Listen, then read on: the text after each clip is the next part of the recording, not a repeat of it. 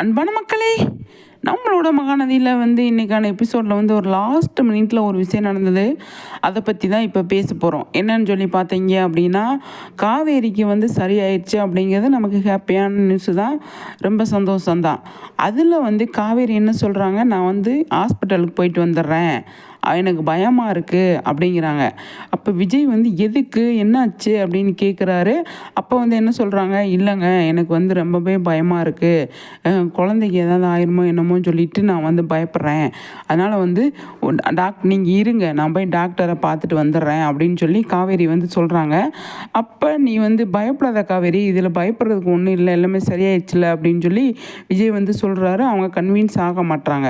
அப்போ நீ எப்படி போவ வீட்டை விட்டு அப்படின்னு சொல்லும்போது, அதான் தண்ணி ஊற்றியாச்சுல்ல அப்படின்னு சொல்லி காவேரி சொல்கிறாங்க. அப்புறம் அவன் வீட்டில் எப்படி சொல்லிட்டு நீ வெளியே போவ அப்படின்னு கேட்குறாங்க.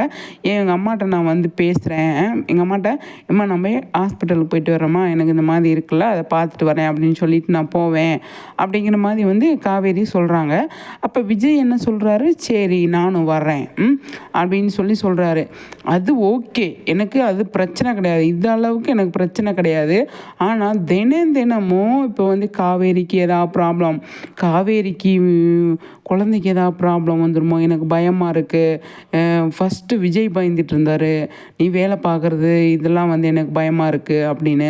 அதே மாதிரி இப்போ விஜய் காவேரி எனக்கு இந்த மாதிரிலாம் குழந்தைய நினச்சி பயமாக இருக்குது, என்ன ஆகும் ஏதாகும்னு சொல்லி தெரியல, எனக்கு பயமாகவே இருக்குது அப்படின்னு அடிக்கடி அவங்க இந்த வார்த்தை 2 பேரும் யூஸ் பண்ணுறதுனால எனக்கு என்னமோ பெரிய பெரிய சந்தேகமாகவே இருக்குங்க. ஆனால் இந்த பிரச்சனை எனக்கு தெரிஞ்சு காவேரியை சீக்கிரமாகவே விஜய் வீட்டுக்கு கூப்பிட்டு போயிடுவார் அப்படின்னு தான் நான் நினைக்கிறேன்.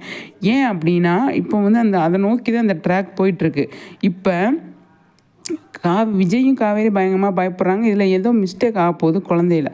காவேரி கீழே விழுக போகிறாங்க, இந்த அட்டைப்பெட்டியெல்லாம் தூக்கிட்டு போகிற விஷயம்லாம் இருக்கு இல்லையா. இப்போ வீட்டில் விஷயம் தெரியாதனால அந்த அட்டைப்பெட்டியெல்லாம் காவேரி தான் தூக்கிட்டு போகணும்.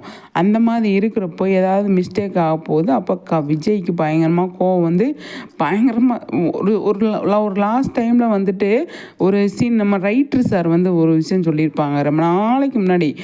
அப்போ வேறு பெரிய பிரச்சனையில் தான் சமாதானமாக விஜய் காவேரியை கூப்பிட்டு போக மாட்டார், பெரிய பிரச்சனையில் தான் சண்டை போட்டு தான் கூப்பிட்டு போவார் காவேரியை அப்படிங்கிற மாதிரி சொல்லியிருப்பாங்க.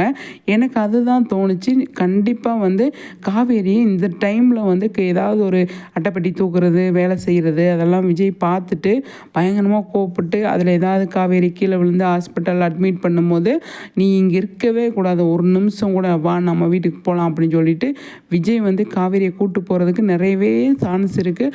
அதுதான் எனக்கு தோணிக்கிட்டே இருக்குது. நீங்கள் கீழே என்னென்னமோ சொல்லுவீங்க, இருந்தாலும் என்னோட பாயிண்ட் ஆஃப் வியூ நான் சொல்கிறேன்.